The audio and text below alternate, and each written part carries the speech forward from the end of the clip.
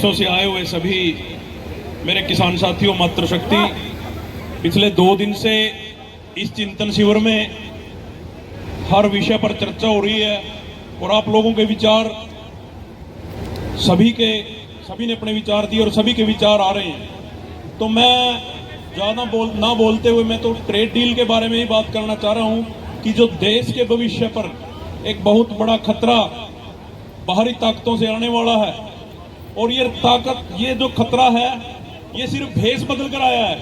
ये वही 3 कृषि कानूनों का बदला हुआ प्रारूप है जिनको लेकर पूरे देश के किसानों ने लड़ाई लड़ी और 750 किसानों की शहादत हुई और 750 किसानों की शहादत होने के बाद भी सिर्फ वो 3 कृषि कानून रद्द हुए थे। आज उन्हीं 3 कृषि कानूनों का बदला हुआ प्रारूप फिर आप लोगों के बीच में, आप लोगों के ऊपर थोपने का काम देश का प्रधानमंत्री अमेरिका के राष्ट्रपति के साथ मिलकर इस देश को गिरवी रखने का काम करने जा रहा है। ट्रेड डील के बारे में ज्यादा विस्तार से सभी नेताओं ने चर्चा की, आदरणीय बड़े नेता भी हैं, वो भी बताएंगे। मैं तो ये कहना चाह रहा हूं कि आज जिस अमेरिका के आगे जब भारत विश्व गुरु बन गया है, सारे विश्व में ये डंका पीटते हैं कि हम विश्व गुरु हैं और दुनिया की प्रथम शक्तियों में शुमार अपने आप को कहने वाले ये लोग आज अमेरिका के आगे नतमस्तक हो रही है। बात 1965 के भारत और पाकिस्तान के युद्ध की है, जब देश में खाद्यान्न की कमी थी, देश में खाद्य पदार्थों की कमी थी, तब अमेरिका के राष्ट्रपति ने कहा था लाल बहादुर शास्त्री जी को कि तेरे देश की जान मेरी मुट्ठी में है, अगर मैंने अन्न देना बंद कर दिया तो तेरा देश भूखा मर जाएगा। तब आदरणीय लाल बहादुर शास्त्री जी ने कहा था कि मैं मेरे देश के लोगों से आह्वान करूंगा कि वो एक दिन का व्रत रखे, और हम लोगों ने पूरे देश के किसान और मजदूर ने मिलकर लाल बहादुर शास्त्री जी की बात पर फूल चढ़ाए और देश के खदान और भंडारों को भरने का काम किया। जब आज हमारे पास गेहूं का और चावल का सरप्लस भंडार है, तब आज का जो विश्व गुरु है, आज का जो तानाशाह शासक है, वो ट्रंप के आगे घुटने टेकने पर मजबूर हो रहा है। साथियों, आज जब इस देश के भंडार किसान ने भर दिए, इस देश में बड़ी बड़ी इमारतें मजदूरों ने खड़ी कर दी, मिस्त्रियों ने खड़ी कर दी, आज अमेरिका के आगे घुटने टेकने वाला ये विश्व गुरु को जिस तरह से 3 कृषि कानूनों के समय आप लोगों ने इसको छठी का दूध याद दिलाया था, इसी तरह के एक आंदोलन लड़ने की जरूरत है। और वो आंदोलन कैसे लड़ा जाएगा? जब 750 किसान ने शहादत दी, तब जाके वो डरा। अगर मेरी बहुत सी बातें आप लोगों को कड़वी लगेंगी, आदरणीय सरदार गुरनाम सिंह चढ़ूनी जी के एक आदेश पर जब ये रात को वीडियो डालते हैं कि सुबह पुतला फूकना है, तो मैं हरियाणा और पंजाब के किसानों के बारे में तो ये कहता हूं कि चाहे पुलिस सामने लाठी और गोली लेके खड़ी रहे, इनके आदेश पर हम पुतला फूकने का काम करते हैं। लेकिन यूपी के साथियों से मैं कहना चाहता हूं कि यहाँ पर कुछ पुराने संगठनों के लोग भी बीच का रास्ता निकाल लेते हैं। यहाँ क्या प्रोग्राम है कि सुबह पुतला फूकना है, पुलिस हमें अरेस्ट नहीं करती, हम पुलिस से खुद अरेस्ट हो जाते हैं, पुलिस वालों को फोन करके कह देते हैं कि जी घर आ जाओ, मुझे हाउस अरेस्ट कर लो। मैं ये कह रहा हूँ कि आप लोग अगर लड़ने के लिए, पुतला फूकने के लिए सड़क पर निकलोगे, पुलिस लाठियां मारेगी, आपको थाने में लेके जाएगी, कम से कम पूरे देश में करंट तो आएगा।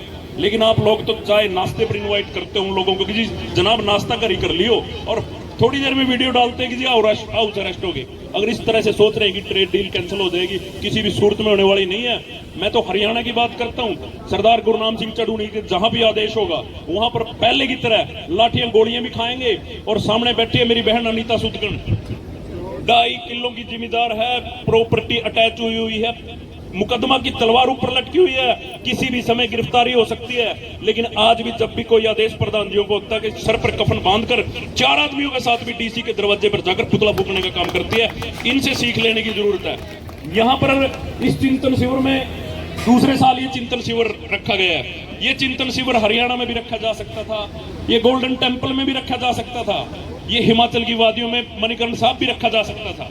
यहाँ पर रखने का मतलब है कि संगठन में एक करंट पैदा करना। लेकिन 2 साल से हम ला रहे हैं कि हाँ, आप लोग हमें बुलाकर हमारा यहाँ पर करंट खत्म कर देते हो, लेकिन आप लोगों में हमें करंट नजर नहीं आ रहा है।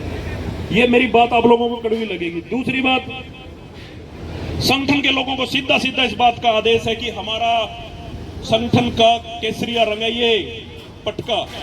अनीता कह के गई है, इससे पहले मैं ये सोच रहा था हमारे मुख्य पदाधिकारी, हमारे युवा का प्रदेश अध्यक्ष है, वो हरा पटका डालने बैठा है इनके कहने के बावजूद भी। सामने और भी कई साथी बैठे हैं, मेरी बात का बुरा मत मानना। जब हमारी पहचान ये है तो हमें ये लेके चलना चाहिए। देखिए कितने लोग पगड़ी वाले सरदार केसरिया पगड़ी बांध कर निकलते हैं और हमारे जैसे लोग ये केसरिया लेके निकलते हैं, लेकिन यहाँ तो यही पता नहीं लग रहा कि कुछ परने हरे हैं तो कुछ केसरिया हैं। यही नहीं पता लग रहा कि चिंतन शिविर हमारा है या किसी और का है। बाहर भी इसी तरह के मैसेज जा रहे हैं। तो साथियों, मैं इस विषय पर भी स्पेशल संगठन के मुखिया को, राष्ट्रीय अध्यक्ष जी को भी कहना चाहता हूँ, आदरणीय नागर साहब को और डॉक्टर साहब को भी कहना चाहता हूँ कि कल से नहीं, आज से नहीं, अभी से, तुरंत अभी से जो लोग ये चीज फॉलो नहीं करते, संगठन की अनुशासनहीनता का उनको नोटिस देकर इस बात का जवाब मांगा जाए।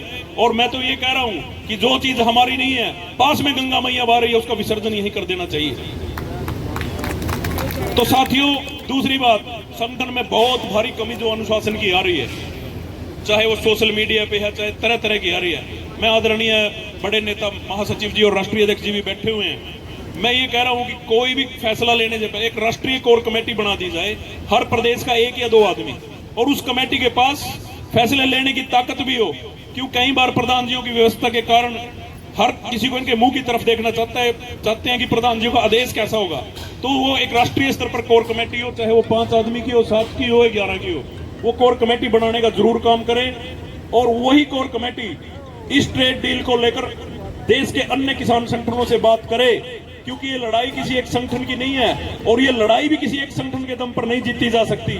ठीक है, हमारा नेता क्रांतिकारी है, उसकी सोच और उसके विचार भगत सिंह जैसे हैं, लेकिन हमें गांधीवादी तरीके से लड़ाई लड़ने वालों लोगों को भी साथ लेना होगा। तो साथियों, मैं ज्यादा ना बातें करते हुए, लगभग आप सभी ने मेरी बात सुनी।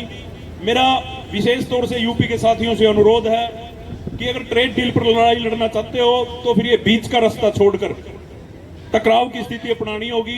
मेरी किसी को बात बुरी लगी उसके लिए मैं माफी चाहूंगा, लेकिन ये बात करनी है। एक बार फिर प्रधान जी को कहते हैं, हरियाणा के सभी साथियों की ओर से, पहले भी इनके एक आदेश पर जो भी आदेश करते थे, एक आदेश पर अपने घर से जान थैली पर लेकर निकलते थे, आगे भी इसी तरह से इनके एक आदेश पर अपनी जान देने का काम करेंगे। चाहे फिर ये ट्रेड डील का आदेश हो या किसी भी मुद्दे पर प्रधान जी का हुक्म होगा, उसके हुक्म पर फूल चढ़ाने का काम करेंगे। आप सभी ने मेरी बात सुनी, आप सभी का बहुत बहुत धन्यवाद। मेरी कोई गलती लगी हो भारतीय किसान यूनियन चड़ूनी जिंदाबाद, सरदार गुरनाम सिंह चड़ूनी संघर्ष करो।